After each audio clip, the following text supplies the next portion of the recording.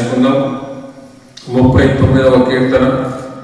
మరి last week చెప్పినటువంటి వాక్యమే మరి జీవ మరణములు నాలుక వశం అనే విషయం మన దానికి అనుసంధంగా ఉన్నటువంటి వాక్యమే.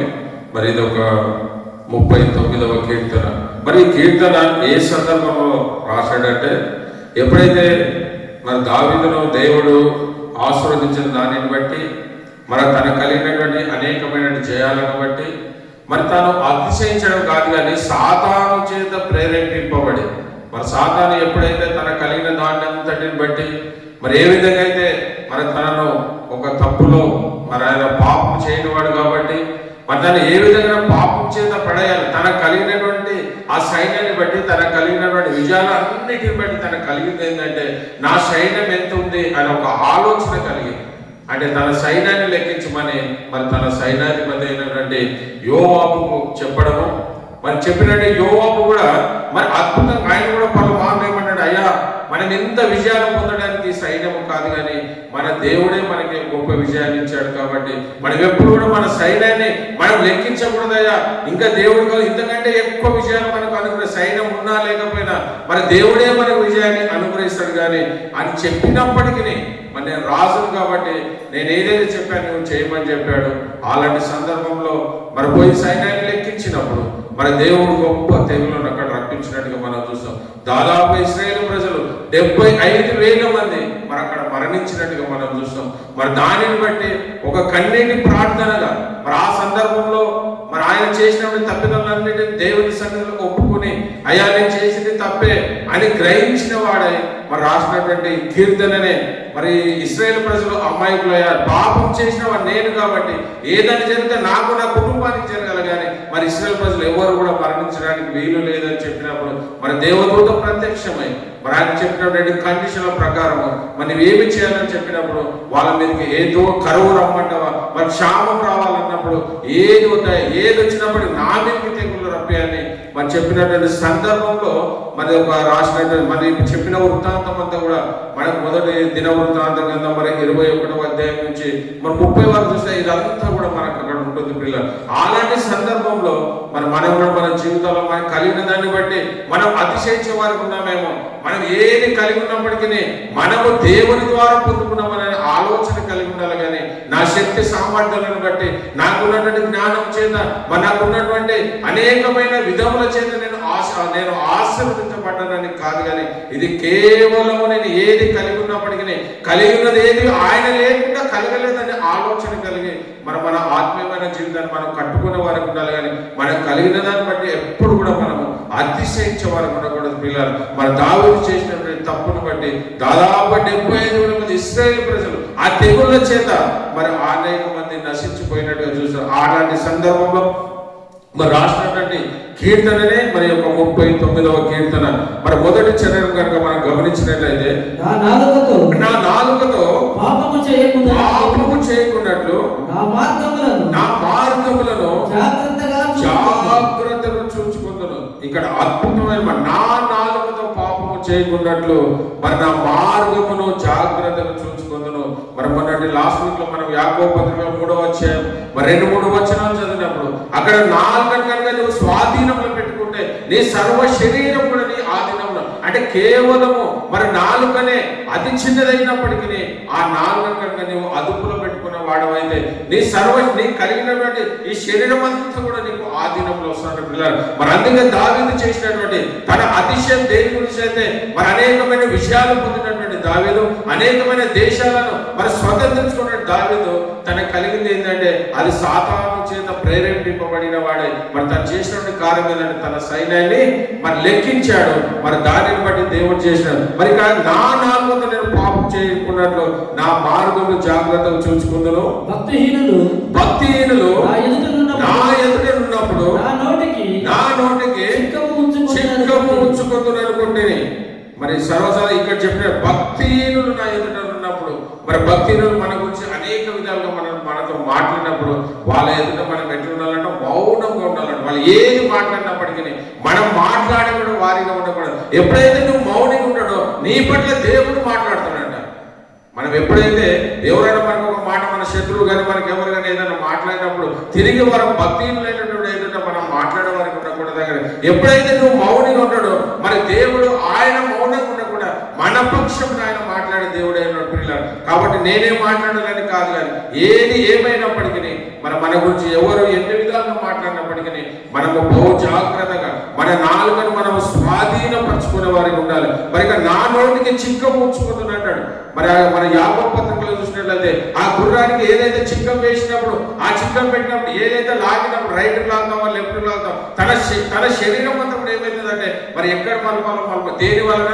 ఒక చిక్కం వలనే. మరి ఇక్కడ కూడా నీ నోటి కనుక చిక్కం ఉంచుకుందని మరి దావీదు ఎలాంటి ఆశ కలిగి మరి దేవుని ఎదుట ఆయన ప్రార్థిస్తున్నట్టే, నా నోటికి చిక్కం ఉంచుకుంటున్నాను అనుకుంటే నేనేమి మాట్లాడక నేను మౌనినైతిని, క్షేమము కూర్చేయను పలుకగా నేను మౌనంగా ఉంటుంది. క్షేమం కూర్చొని ఏ విషయం కూడా నేను మాట్లాడకుండా నేను ఏ విధంగా అంటే మౌనిగా నేను ఉన్నానని మరి దేవుడు చెప్పిన విధంగా. అంటే మన నాలుక చిన్నదైనప్పటికీ ఎవరైనా మనల్ని ఏదైనా మాట్లాడినప్పుడు ఇమీడియట్ గా మనం మాట్లాడడానికి ప్రతీకారంగా మనం మాట్లాడే వారికి ఉండకూడదు. కానీ నువ్వు మౌనంగా ఉంటే మరి దేవుడు నీ పక్షమున ఆయన నుండి వారితో మాట్లాడే దేవుడు పిల్లలు. మరి అదే 12వ వచనం కనుక నువ్వు కనుక మౌనంగా ఉంటే మరి నువ్వు దేవునికి కనుక ప్రార్థన చేస్తే మరి దేవుడు చెప్పినట్టు 12వ వచనం చూస్తే యెహోవా నా ప్రార్థన ఆలకింపు, నా మొరకు చెవి యొగ్గుము, నా కన్నీళ్లు చూచి మౌనంగా ఉండకము, నీ దృష్టికి నేను అతిథి వంటి వాడను, నా పితరుల వల్ల నేను ప్రవాసినే. మరి ఇక్కడ అద్భుతమైన మాట. మరి ఎప్పుడైతే నువ్వు మౌనంగా ఉంటాడో కానీ దేవునికి ఆయన మొరపెడుతున్నాడు. ఏమని మొరపెడుతున్నాడు అంటే యెహోవా నా ప్రార్థన ఆలకింపు అంటున్నాడు. నువ్వు చేయవలసింది ఏంటంటే ఎవరైనా నేను ఏదైనా మాట్లాడిన వారితో ప్రతీకారంగా మాట్లాడడం కాదు, వారికి ప్రతిష్ఠించడం కాదు, కానీ వాళ్ళు మాట్లాడిన ప్రతి మాటకు నువ్వు దేవునికి దావీదు ఏ విధంగా అయితే మరి దేవునికి మొరపెట్టే స్థితిలో ఉన్నాడో మనము దేవునికి మొరపెట్టేవారు. మరి ఆయన యెహోవా నా ప్రార్థన ఆలకింపు, నా మొరకు చెవియోగు, నా కన్నీళ్లు చూసి నీవు మౌనంగా ఉండకు. మరి దేవునికి ప్రార్థించినప్పుడు మరి నీ దృష్టికి నేను అతిథి. ఎప్పుడు అతిథి అవుతావు నువ్వు అంటే నువ్వు ఎప్పుడైతే మౌనంగా ఉంటావో, ఎవరు నీకు ఎన్ని మాటలు మాట్లాడినప్పటికీ ఆ మాటలు లెక్క చేయ దేవా వాళ్ళు ఏదైనా మన ప్రభు అయిన యేసుక్రీస్తే మరి తనకి ఎన్ని బాధలు కలిగినప్పటికీ ఆయన ఎవరి పట్ల ఆయన మాటకు దూషణ చేసిన వాడికి లేడు, కానీ ఆయన మౌనిగా ఉన్నటువంటి గొప్ప దేవుడు పిల్లారు. కాబట్టి మరి అపోస్తలుడైన పౌలు చెప్పిన నేను యేసుక్రీస్తును పోలి నడుచుకున్నట్లు మీరు నన్ను పోలి నడుచుకోవడానికి ఏ విధంగా అయితే చెప్పాడో మరి మనం కూడా ఎలాంటి కష్టాలు వచ్చినప్పుడు ఎలాంటి బాధలు వచ్చినప్పటికీ ఎవరు మన మీద అనేకమైన నిందలు మోపినప్పటికీ వాటికి మనం ప్రతీకారంగా మాట్లాడడం కాదు, కానీ దానికి నువ్వు దేవుని సన్నిధిలో నువ్వు మొరపెట్టే వాటికి నువ్వు ఉండాలి పిల్లలు. మరి ఆయన నా కన్నీరు చూసి మౌనంగా ఉండకు అంటాడు. మరి నీ దృష్టికి నేను అతిథి వంటి వాడను. అతిథి అంటే మన ఇంటికి ఎవరైనా అతిథి వస్తే మనం ఎంతగా వారిని ప్రేమగా ఎంత మర్యాదగా మనం చూసుకుంటాం, వారికి కావాల్సిన సమస్తాన్ని మనం సమకూరుస్తాం. మరి నువ్వు దేవుని దృష్టికి అతిథి వంటి వాడు. మానవులమైనటువంటి మన భూ సంబంధమైన విషయంలోనే మన ఇంటికి వస్తే ఎంతగా వారిని మనం చూస్తామో మరి దేవుని దృష్టికి నువ్వు అతిథి వంటి వాడు అంటే ఇంకా దేవుడు ఇంకా అంతకంటే అత్యధికమైనటువంటి మేలుని చేత మనం తృప్తిపరుస్తున్న పిల్లలు. కాబట్టి మొదటి 3 చరణాలు కనుక మనం గమనించినట్లయితే అక్కడ దావీదు చెప్తున్న మాట ఏంటంటే మౌనంగా ఉన్నాడు. మరి దావీదు ఏ విధంగా ఉన్నాడంటే మౌనంగా ఉన్నాడు. మొట్టమొదటిగా మరి మొదటి చరణం నుంచి మరి 3వ చరణం మనం చూస్తే ఆయన మౌనిగా ఉన్నట్టుగా మనం చూస్తాం.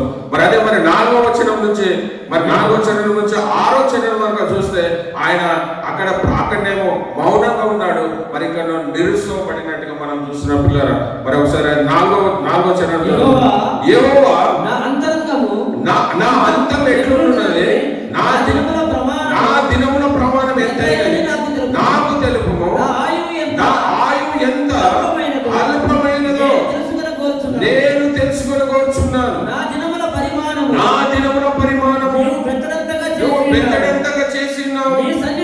నీ సన్నిధిని నా ఆయుష్కాలము లేనట్టే ఉన్నది. ఎంత స్థిరుడైనను ప్రతి వాడును కేవలము వట్టి ఊపిరి వంటి వాడే.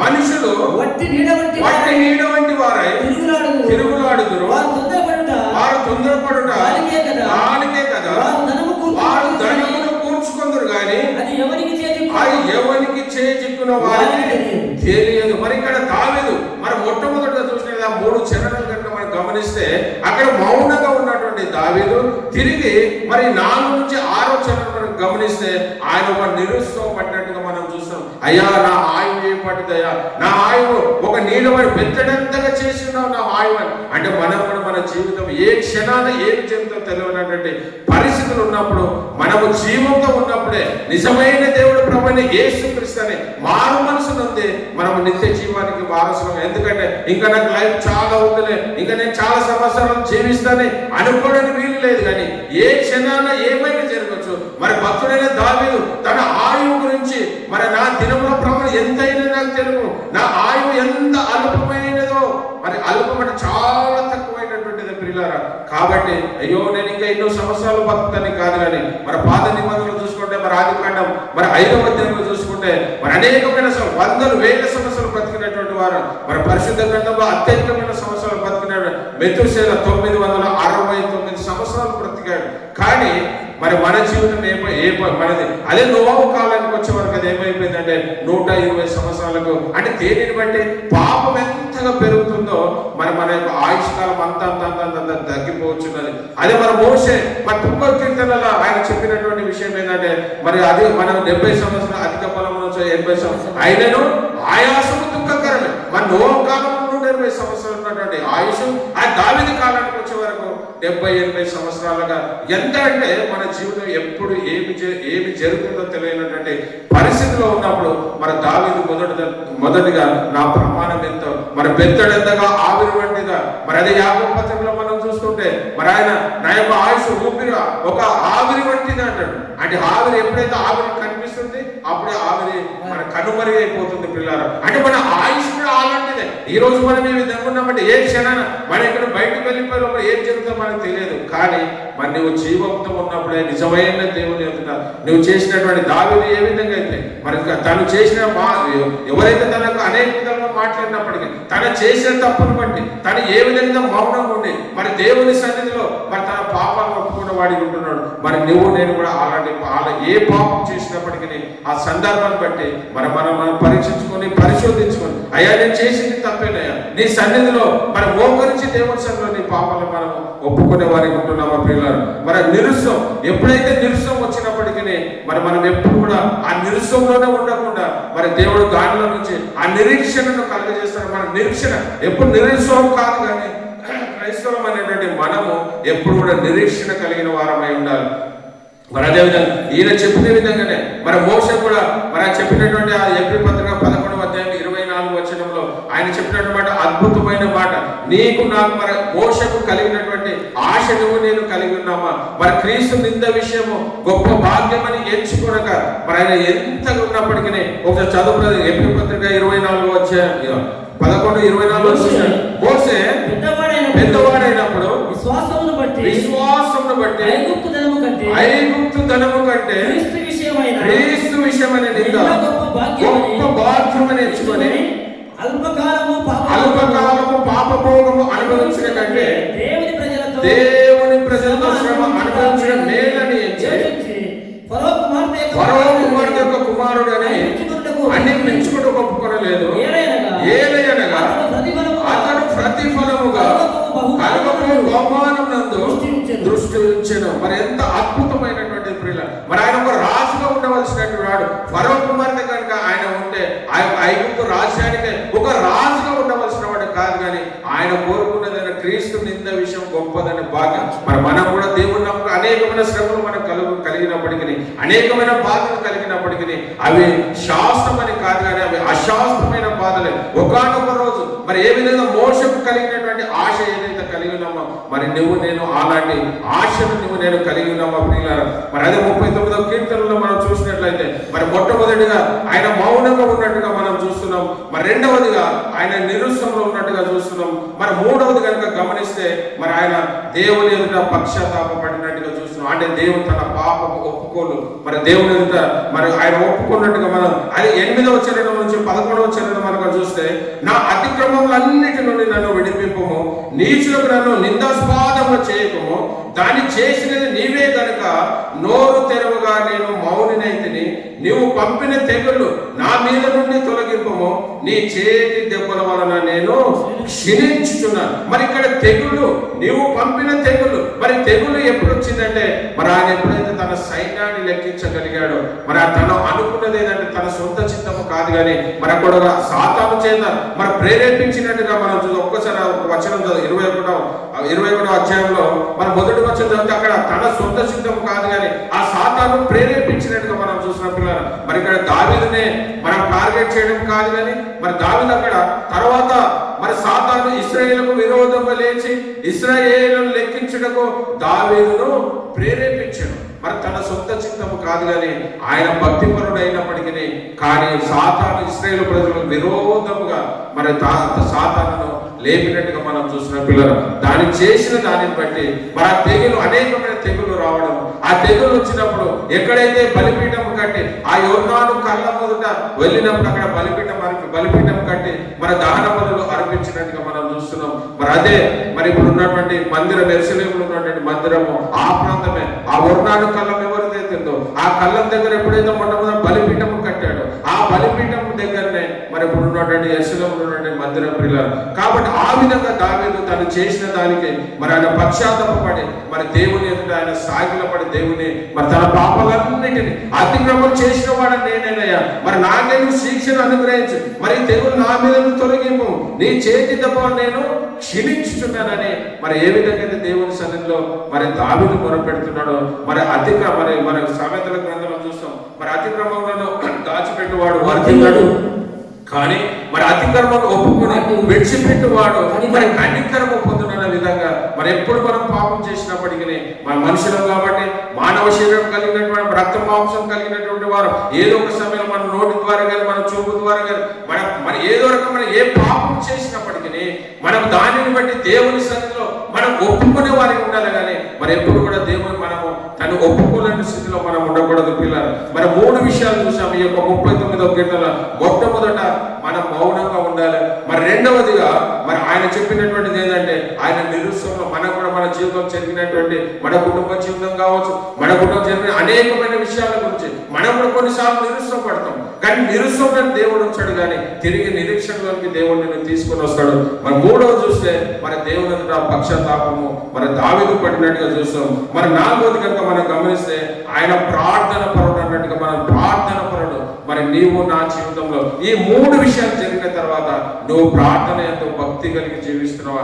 ఒక ప్రార్థన చేయగలిగిన స్థితిలో నీవు ఉంటున్నావా? మరి 3 విషయాలు చేసిన తర్వాత మరి దావీదు చివరిగా చేసింది ఏంటంటే ఈ 12 నుంచి 13 వరకు కనుక మనం గమనిస్తే మరి ప్రార్థన పరుడైనటువంటి దావీదు మరి ఆయన చేస్తే యెహోవా నా ప్రార్థన ఆలకింపు, నా మొరకు చెవియొగ్గుము, మరి నా కన్నీళ్లు చూసి మౌనమనుండకుము, నీ దృష్టికి నేను అతిథి వంటి వాడను, నా పితరుల వలె నేను పరవాసినైనాను, నేను వెళ్ళిపోయి లేక మునుపు నేను తెప్పరిల్లినట్లు మరి నన్ను కోపంతో మరి చూడకుము. మన దేవుని సన్నిధిలో మన ప్రార్థన ఆయన మొరపెట్టినటువంటిగా మనం చూస్తున్న పిల్లలు. ఎప్పుడైతే మన దేవుని యొక్క మన భయభక్తులు కలిగి ఉంటామో మరి 91 కీర్తనలు మరి 14, 15, 16 వచనాలు కనుక చదివితే మరి అతడు నన్ను ప్రేమించున్నాడు కనుక నేను అతన్ని తప్పించేదను, అతడు నా నామం ఎరిగిన వాడు కనుక నేను అతన్ని గణపరచెదను, అతడు నాకు మొరపెట్టగా నేను ఉత్తరం ఇచ్చేదను.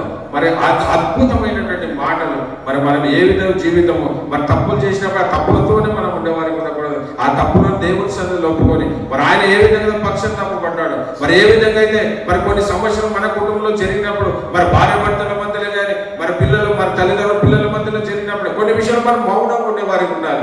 అది దేవుడే మన పక్షాన్ని ఉండే వారితో మాట్లాడేటువంటి దేవుడు కాబట్టి అలాంటి కృప మరి దేవుడు మనందరికీ అనుగ్రహించును గాక. ప్రార్థించుకుందాం. ప్రార్థన మహాపరిశుద్ధమైనటువంటి మా ప్రియ పరలోకపు తండ్రి, దేవాని ఘనమైన నామమునకు వందనాలు, స్తుతులు, స్తోత్రం చెల్లిస్తున్నాం. మరి ఉదయకాలంలో పరిశుద్ధ దినము పునరుత్థాన దినంలో ప్రభా మేమందరం ఏ విధంగా కూడుకొని నేను స్తుతించడానికి గణపరచడానికి మీరు ఇచ్చినటువంటి శ్రేష్టమైన సమయం బట్టి మీకే వందనాలు, స్తుతులు, స్తోత్రాలు చెల్లిస్తున్నాం ప్రభా. మరి దావీదు జీవితంలో ప్రభా తను చేసినటువంటి అతిశయాన్ని బట్టి నాయన ప్రభా మరి అనేకమైనటువంటి ప్రాణ నష్టము జరిగినప్పటికీ నాయన ప్రభా వాటన్నిటిని బట్టి ప్రభా నీ సన్నిధిలో మరి నాయన ప్రభా తన పాపాలన్నింటినీ తను చేసిన అతిక్రమములన్నింటిని ప్రభా నీ సన్నిధిలో ఒప్పుకొని నాయన మరి గొప్ప ప్రార్థన పరుడుగా నాయన ప్రభా మరి దావీదును హెచ్చించినటువంటి గొప్ప దేవుడు ఆయన.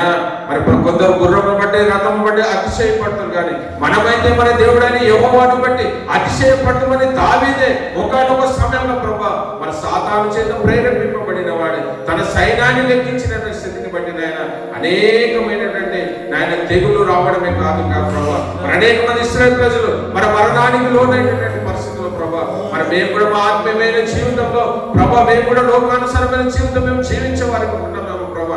ఎవరైనా మనకి ఏదైనా మాట అన్నప్పుడు ప్రభా మేము మౌనంగా లేకుండా తిరిగి మాట్లాడే స్థితిలో కనుక మేము ఉంటున్నాము ప్రభా. ఒకవేళ మేమేదో పాపములు చేసిన వారమైతే మరి దావీదు వలె మా పాపాలు మేము ఒప్పుకునే స్థితిలో లేకుండా ఉంటున్నామేమో తండ్రి. ఈ రోజు దావీదు ద్వారా మేము నేర్చుకోవాల్సిందే మేము పశ్చాత్తాపపడేటటువంటి ప్రార్థన మన నీ సన్నిధిలో మేము ప్రార్థించే వారిగా మా పాపలన్నీ నీ సన్నిధిలో ఒప్పుకునే వారిగా నాయన ప్రభా అలాంటి కృపను మరి మాకందరికి మీరు అనుగ్రహించమని ఒకటే ఆశ ప్రభా. ఎన్ని సంవత్సరాలు మేము ఈ లోకంలో జీవించినప్పటికీ ఏదో ఒక రోజు ఈ లోకం విడిచి ప్రభా మేము నాయన ప్రభా నీ యొద్దకు వచ్చే వారమని మేము గ్రహించిన వారమే మా జీవితాలు మేము సరి చేసుకునే కృపను నాయన మరి జీవంతో ఉన్నప్పుడే మరి అల్పకాల పాపభోగము అనుభవించకంటే మరి క్రీస్తు నింద విషయం గొప్ప భాగ్యమని మరి మోసే ఎలాంటి నిర్ణయం ఎలాంటి తీర్మానం తీసుకున్నాడు ప్రభా మేము కూడా నాయన ప్రభా నీ కొరకై లోకంలో మరి జీవంతో ఉన్నప్పుడే మరి అనేకమైన ప్రాంతం నీ సువార్తను చాటించిన కృపను అలాంటి ధన్యతను ప్రతి బిడ్డకు మీరు అనుగ్రహించమని వేడుకుంటున్నాము తండ్రి. మన వాక్యం ద్వారా మాతో మాట్లాడినటువంటి గొప్ప దేవుడు నాయన మా హృదయాలు మేము సరి చేసుకుని నాయన మరి దావీదు చేసినటువంటి గొప్ప ప్రార్థన దేవా నేను పాపం చేయకున్నట్లు నా హృదయంలో నీ వాక్యం ఉంచుకున్నాను మరి వాక్యానికి ప్రాధాన్యత కలిగిన ఆయన అనుదినం వాక్యాన్ని ధ్యానించేవారుగా అనుదినం ప్రభా వాక్యం పట్ల ఆసక్తి కలిగిన ఆయన ప్రభా మా ఆత్మీయమైన జీవితాన్ని దినదినము నాయన ప్రభా అభివృద్ధి పరచుకునే కృపను ప్రతి బిడ్డకు మీరు అనుగ్రహించమని వేడుకుంటున్నాము తండ్రి. మరి చెప్పబడిన వాక్యం నాయన ప్రతి బిడ్డ ఉదయం నీరు కట్టి ఫలింపజేసిన ఆయన మరి విన్నవారినే కాకుండా నాయన విన్న వాక్యాన్ని ప్రభా వారి ఉదయంలో పదిలపరుచుకొని మరి ఇంకొకటి నీ వాక్యాన్ని పంచుకునే కృపను ప్రతి బిడ్డకు మీరు అనుగ్రహించమని మరి సమస్త మహిమ ఘనత ప్రభావం మీకే చెల్లిస్తూ నన్ను నేను తగ్గించుకుంటూ నీ నామాన్ని హెచ్చిస్తూ అతి త్వరలో రానైన ప్రభువైన యేసు క్రీస్తు పేరట ప్రతిమాని వేడుకుంటున్నాను తండ్రి. ఆమేన్.